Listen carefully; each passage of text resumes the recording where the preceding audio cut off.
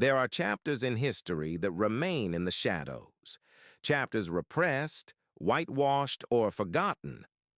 The colonial wars in Africa belong to these chapters. From the 1880s into the 20th century, European powers transformed Africa into a theater of unprecedented violence. What happened in the name of civilization and progress was systematic conquest, accompanied by genocide and crimes against humanity. The scramble for Africa. Until the mid-19th century, European presence in Africa was limited to coastal trading posts. That changed dramatically after 1880. Within 3 decades, European powers divided an entire continent among themselves.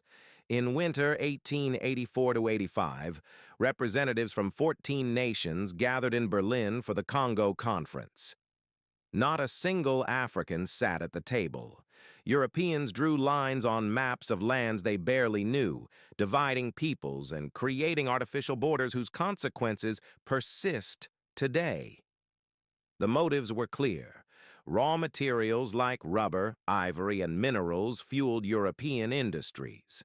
Colonial possessions measured a nation's power and prestige, and racist ideology provided justification. European claimed a civilizing mission while practicing naked exploitation. Methods of conquest. European colonial troops possessed modern weapons, Maxim guns, rifles, artillery, against spears and shields. But technology alone doesn't explain the speed of conquest. Colonizers employed divide and rule, exploiting tensions between African peoples. They offered deceptive treaties in languages rulers couldn't read, disguising land seizures as protection agreements. When resistance emerged, the response was brutal. Punitive expeditions terrorized entire populations, villages burned, crops destroyed, livestock slaughtered. These weren't battles. They were campaigns of annihilation against civilians. The Herero and Nemi genocide. Germany's colonial empire lasted only from 1884 to 1918, yet German forces committed some of Africa's worst atrocities. In January 1904, the Herero people in German Southwest Africa, today's Namibia, rose against colonial rule. German settlers had systematically seized their land and cattle, leaving them facing starvation. General Lothar von Trotha's response was genocidal. On October 2, 1904, he issued an extermination order. Every Herero would be shot, regardless of age or gender. German troops sealed off the Omaheke Desert, poisoned wells, and shot anyone attempting to return. Thousands died of thirst and starvation. Survivors were placed in concentration camps with death rates exceeding 50%. The Nama people launched their own rebellion, conducting skilled guerrilla warfare. But superior German firepower prevailed. By 1908, both peoples were defeated and herded into camps. The statistics are staggering. Of 80,000 Herero, only 15,000 survived. Over 80% mortality. Of 20,000 Nama, half perished. Germany only acknowledged this genocide officially in 2015. The Maji-Maji War. In German East Africa, today's Tanzania, another brutal conflict unfolded. In 1905, African peoples rose in the Maji-Maji Rebellion, sparked by forced labor on cotton plantations. Different ethnic groups united in rare solidarity, inspired by spiritual leader Kinjekitile Ngwale, who promised sacred water would protect fighters from bullets. German forces adopted scorched earth tactics, systematically destroying villages and food stores. As one German officer wrote, "Only hunger and want can bring final submission." The strategy worked horrifically. Combined with drought, deliberate famine killed an estimated 200,000 to 300,000 people between 1905 and 1907. the vast majority civilians. Some regions lost one-third of their population. Resistance across Africa. Across the continent, people fought back. Zulu warriors defeated British forces at Isandlwana in 1879. The Mahdi uprising controlled Sudan for years. Queen Ya Asantewa led Ashanti resistance in Ghana. Emperor Menelik II's Ethiopian forces defeated Italy at Adwa in 1896, keeping Ethiopia independent. Each resistance was eventually crushed by superior European firepower, but they planted seeds for future independence movements. Lasting consequences. The death toll was catastrophic, likely tens of millions across Africa.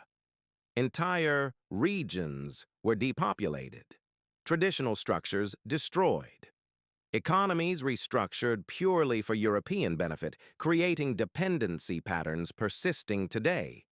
Colonial borders divided ethnic groups and forced together peoples with different cultures, generating conflicts that continue into our present, from the Rwandan genocide to ongoing violence in Congo. Remembering. For decades, these crimes remained forgotten in Europe. But growing movements demand recognition and justice.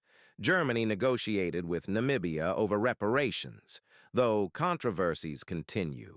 Museums debate returning looted artifacts. Educational reforms slowly introduce honest colonial history. The colonial wars in Africa were not minor skirmishes, they were world historical. The Belgian Congo, King Leopold's horror. While German atrocities shocked the world, Belgium's King Leopold II created perhaps the most brutal colonial regime in history. From 1885 to 1908, Leopold ruled the Congo Free State as his personal property, a territory 76 times the size of Belgium. The rubber boom transformed Congo into a death camp. Leopold's agents, the Force Publique, terrorized villages into meeting impossible rubber quotas. The punishment for failure was mutilation. Hands cut off, often from children, to punish their parents. Villages were burned, women and children taken hostage to force men into the forests. Shikot whippings, with dried hippopotamus hide, tore flesh from bones. Soldiers had to prove they hadn't wasted bullets by presenting severed hands for each shot fired. The numbers are almost incomprehensible. Estimates suggest 10 to 15 million Congolese died, roughly half the population. Some historians argue it represents one of history's greatest death tolls relative to population size.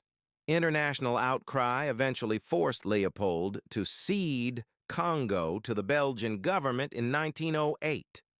But exploitation continued for decades.